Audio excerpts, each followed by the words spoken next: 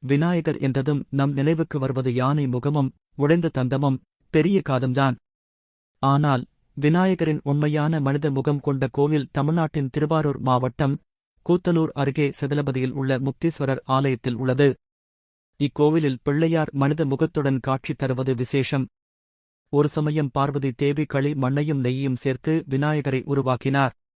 இது சிவபெருமானுக்கு தெரியாது. ஏனெனில் அச்சமயம் அவர் கைலாயத்தில் தவத்திலிருந்தார்.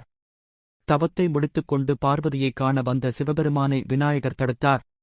அச்சமயம் பார்வதி தேவி நீராடச் சென்றிருந்தார்.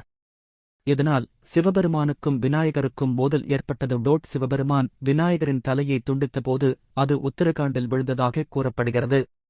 அப்படி விநாயகரின் தலை விழுந்த இடம் பாதாள புவனேஸ்வர் என்று இன்றும் அழைக்கப்படுகிறது. அந்த குகையினை ஆதிசங்கரரை கண்டுபிடித்தார் என்றும் நம்பப்படுகிறது.